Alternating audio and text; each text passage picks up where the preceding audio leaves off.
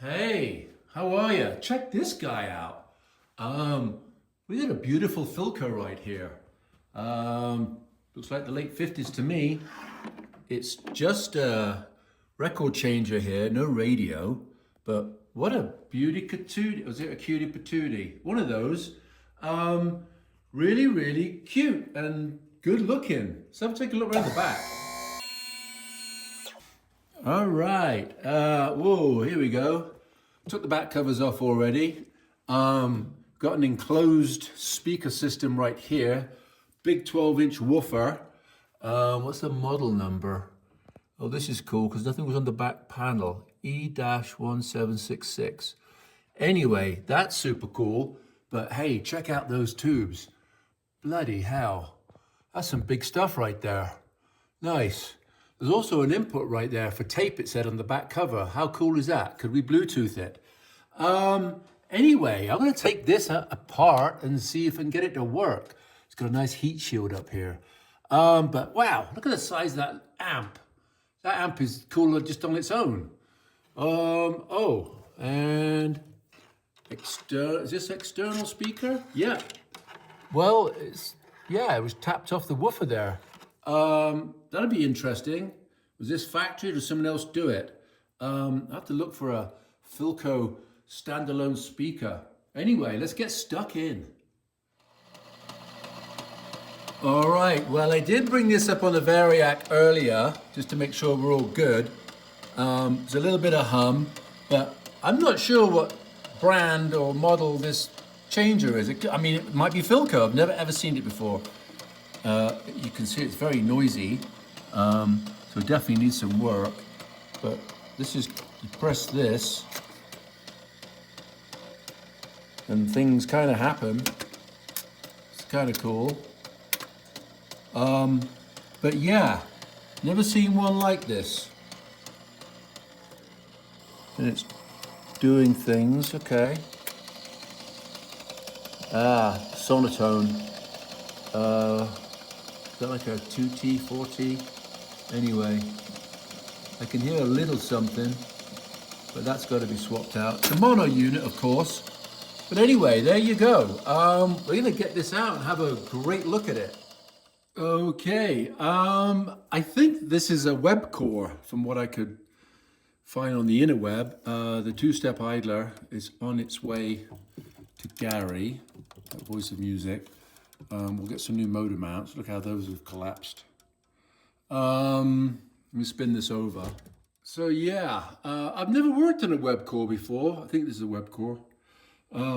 But it's got all the usual stuff. It looks very Admiral to me as well. There's a micro switch there, and the motor, and the collapsed mounts we just talked about. Anyway, it looks pretty simple, so I'll give it a go. All right, we got the amp out, but this is interesting. See that right there? It's a little plunger switch. And if I show you, see the hinge right there? As you can see, as this comes down, it's that little plunger switch which turns off the interior lights. So when the lid's down, it's not getting hot or wasting the bulbs, I guess. Anyway, it's kind of cool. All right, the amp. Check this baby out. Kind of like it. Well, I love it because the tubes are massive. But yeah. There's a lot of bumblebees in there. I always have a hard time, do I leave them, do I take them out? Because they're highly coveted now in the guitar world. People buy and sell these on eBay. So I'm a bit reluctant to take them out, but then people say, oh my God, they've been there for 100 years. But I'm gonna change all the other stuff out. There's big ass wax papers. And there's some electrolytic. Is that electrolytic? I think there's a couple in there somewhere. I have to look closely. Anyway, the stuff to be swapped out. And you know what? If it sounds good and bench tested, I'll leave them in there. What's this guy? I know what it is, power cam, but how much? Oh, it's hard to see. Anyway, we'll cut that off and replace it. Cool. Okay, we're all recapped here. as you can see, I did leave all the Bumble Bees in. If this thing sounds awesome, they're staying there. Tubes are checked. Hey, these things, 6L6 GBs. Oh my God. These are worth what I paid for the console. Highly coveted. But I also went on the interweb and found out very much more about this guy. It's a Phonorama. How cool is that? Got this info off the interweb. That's handy. But yeah, really, really cool. But check this out. Speakers. Magnet. Large electrostatic with 66 sections on a cylindrical surface. That guy. I wondered what it was when I first saw it. I thought there was going to be some kind of speaker inside. No, that's electrostatic. I am not taking it out. If it works, great. But it's got the springs here. So we're going to see how that guy sounds now we're recapped. But yeah, the more I work with this thing, the more I'm impressed with it. I think it's just super cool. But anyway, we'll get this in and see what happens.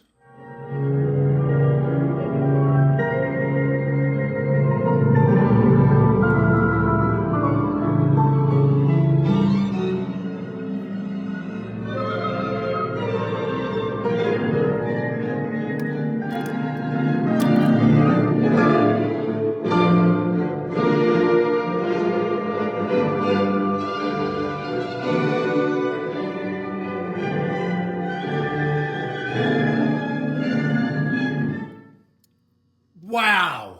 I'm blown away. This thing sounds like it's in stereo and it's mono. The electrostatic's working great. The big 12-inch is working great. It just sounds... I'm just blown away. Sounds awesome. It's amazing. I'm playing Brahms classical because I'll probably get away with it on YouTube. But yeah, still got to work on the record player. Also, the record player turns it on, power in every way. So I've got to figure out how to defeat, because the motor's spinning right now, so that then, because this is now obviously the iPad, because there's a little input for it. So guess what that means? Yep, Bluetooth. I just got to figure a way out doing an isolation switch on the motor so it's not spinning. But oh my God, so impressed.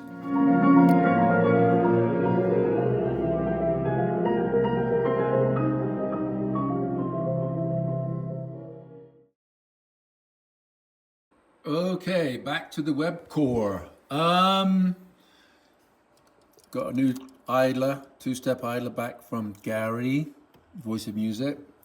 Got some new mounts there. I already took this guy off and cleaned it and greased it. It's very similar to a BSR cam or a garage cam. Anyway, did that. The interesting part though was, if I can get reseated here, is the arm wasn't moving. Let me zoom in. Basically, if you can see it, this grub screw was loose, so this thing was just flopping around. So I've got to reset that, because if that's out of whack, the whole cycle's out of whack where the tone arm's supposed to land. Very confused on how this thing was supposed to work. Wrong. There we go. Because it's basically just this button. Press it and it's supposed to work and cycle. So I went on the interweb, YouTube, and there's a good demonstration video from a guy called Dan Kua, C-U-A, Daniel, and also Dan Bogle. So the Dans had it down, if you know what I mean. How this thing operates. Apparently this is called the Magic Mind. So this tells it as a 12-inch record drops. The Magic Mind. There was lettering here at one point. But anyway, there's no point me explaining it because they did it way better than I ever will. But anyway, it gave me a good lesson on how to get this thing working correctly and what this does, and that micro switch underneath there for when it's manual drops down, starts it up. So anyway, thank you to those gentlemen. Always helpful when people do, you know, share their knowledge. Which is what I'm trying to do. Anyway, here we go.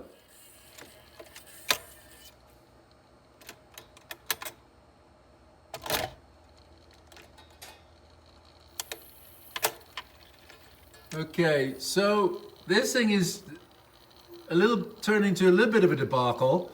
I did get it working quite well, dropping and landing in the right place, but a previous expert has been in here, and what led me to that conclusion was, well, you can see that solder. So basically this piece of tape here I took off and then revealed this soldering job right here. So I don't know if did it get chopped or somebody take it off, but I think the whole tone arm has been lifted off because right there, I'll try and do it. See this guy? Where is it? The trip, the reject cycle trip is all flippy, floppy, flopping loose. And up there, as you can see, it's just, there's no tension, there's no friction. So I think somebody's been in there, done something to this. Took me forever to figure out how to get the automatic drop. This thing was spun all the way over here. It's on the wrong side. Also, it's hard to see, but I got to try the light. There's a piece of cork in here, right down in there. It's like, is that cork supposed to be there? Was it supposed to be glued on? There's a bit of cork up there, glued on, friction. So anyway, I'm putting this guy to bed. I've ordered I need a schematic with exploded view to see what the parts are. And because if this has been taken off, I've got to take it off again and figure out what the previous expert didn't do right. God bless him. So I've ordered a photo fax from our favorite auction site, and I'll be here probably in 5 days. So anyway, once again, on to something else. Okay, so the photo fact came in. This was 1957. This is for the 151, 152. And here's an exploded view, which I needed to see.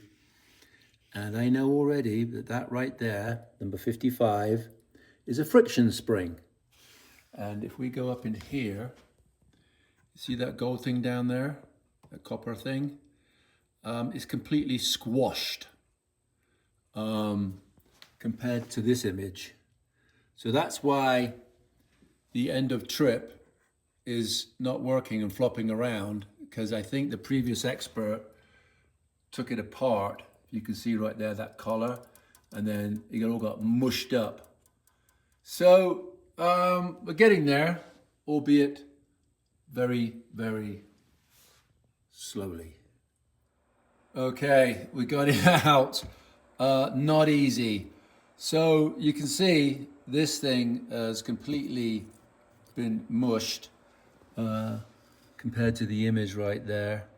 Has a little bit more angle on it, so we'll address that. All this needs to get cleaned up. We got felts and all kinds of stuff. Make sure there's no grease in there, because it's all about friction.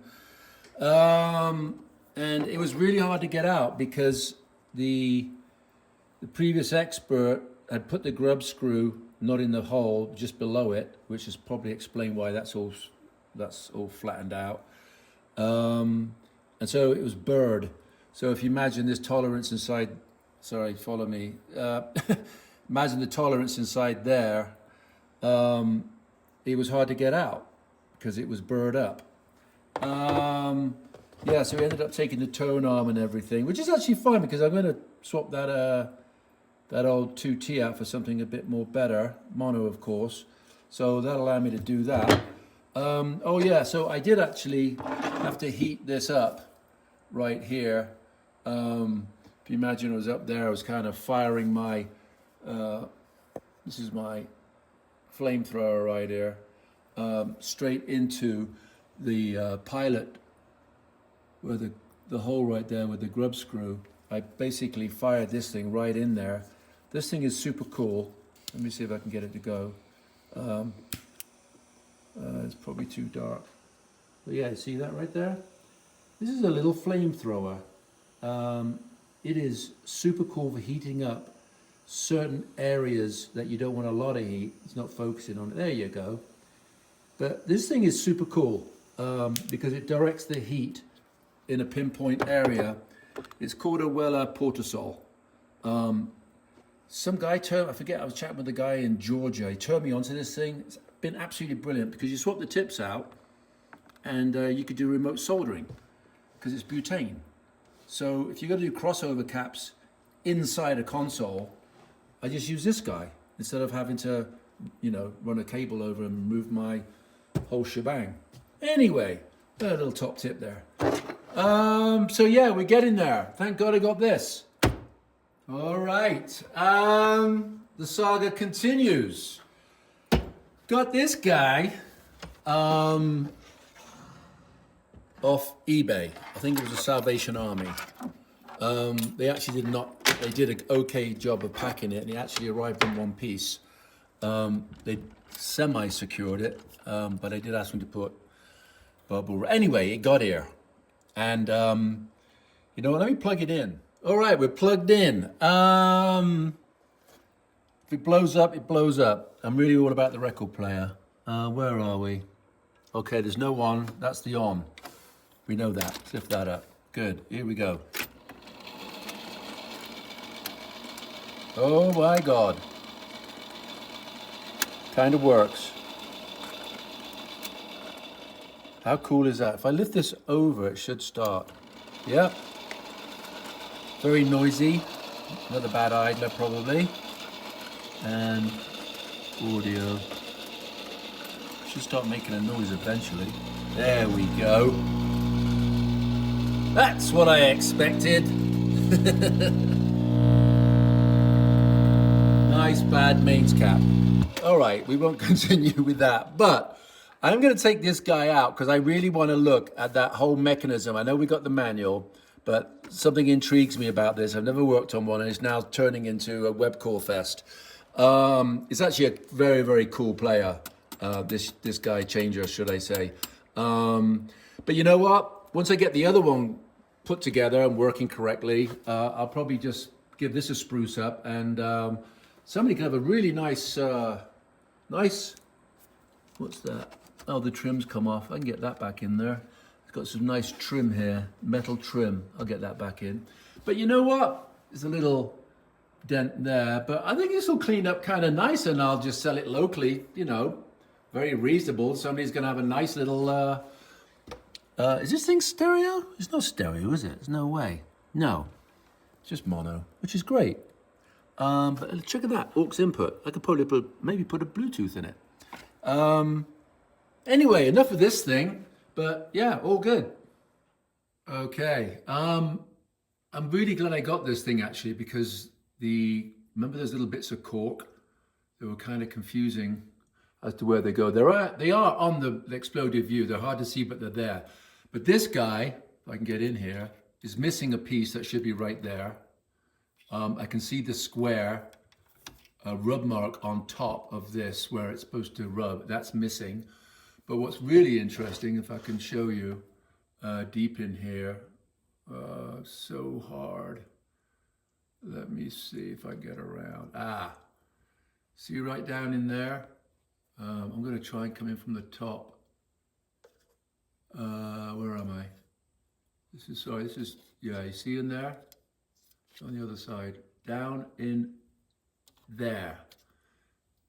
That's a piece of cork, which I thought went from where I saw it. Where are we? Went down in there. So that's actually good that I know this now, because it wasn't clear on the exploded view on the photo fact. Anyway, this thing kind of works of a fashion. It's very noisy because the idlers rock hard, but it does things, kind of. Let me get a record. There's the Magic Mind arm coming over. What can do this? Lift this up, pop that up. I'm doing this one-handed as usual. Bring that down gently. And I'm powered up right now on a fuse line, so it's not knowing the switch, it's going direct to the motor. But yeah, watch this. There you go. And you know, it sensed it was a 33, switch to 33. It's the magic mind, it knows. Put that over there. And normally it would shut off, but like I said, I'm powered directly to the motor. But there it is, it thinks it's a 45 again. It's sped up because the magic mind was telling it. Damn, this thing's so intelligent. It's funny how you go off on tangents, isn't it? I was supposed to be doing a Philco, and then got into a Webcor, and then got into another Webcor. So yeah, here we are. This guy. I'm kind of committed now to getting this thing working correctly. You heard that lovely noise, that guy. I kind of got this in situ because I didn't want to start desoldering all the speaker wires. So I got it propped up here and I can easily work on it. So yeah, I'm gonna replace a few caps. Oh, and guess what they did? They put black tape on this. So guess what happens when I rip the black tape off? It rips all that paper off. And right on there, so we know is black is common, yeah, we know that. We know something is yellow, but what is the red and blue one? Oh, now I've got to find a schematic. I thought this was going to be easy.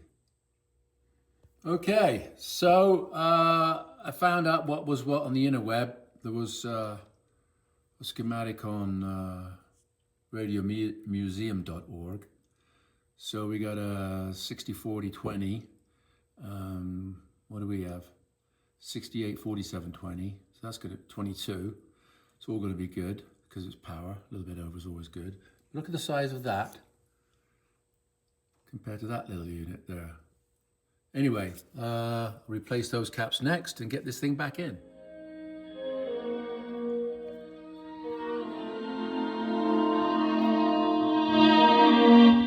There we go. Sounds pretty good. Not the loudest unit.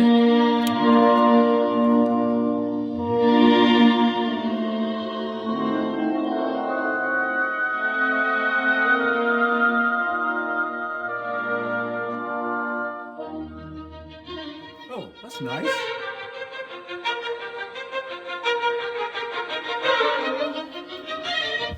All right. Very happy with that. So that was a nice quick recap job. And yeah, this is going to make somebody a very nice birthday gift, I think.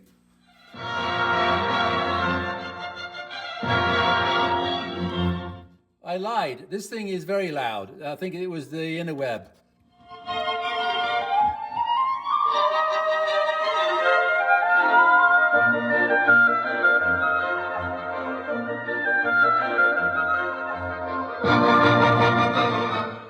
I know, I can't help myself sometimes. Remember the weave, cross weave cover? It had a dent and dirt and what have you. Well, yeah, I had a nice piece of acoustic sound cloth here. I thought, why not? I mean, it looks just so much better.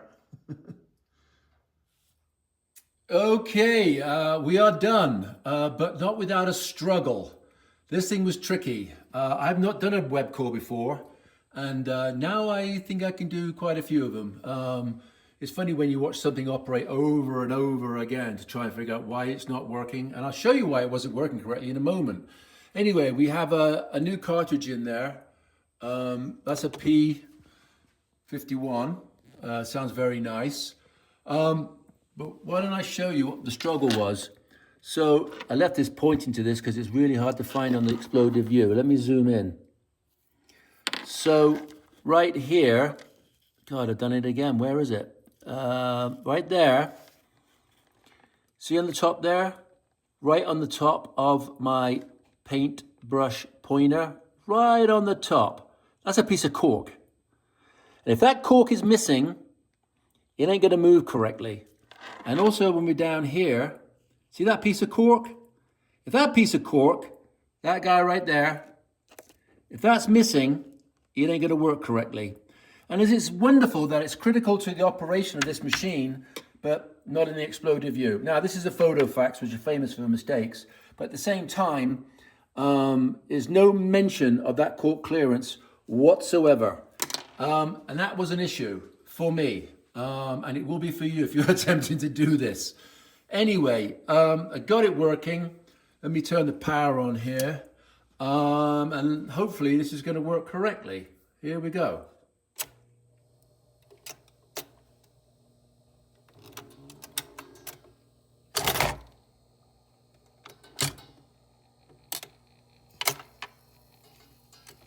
Volume.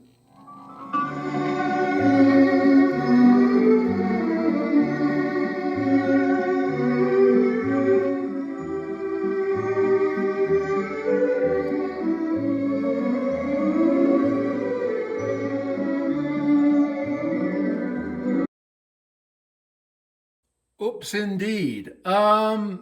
You might have noticed that was running a little bit fast, and also the set down was a little jittery on the end there. And that's because, well, first of all, the speed was a little fast because the new motor mounts are slightly higher.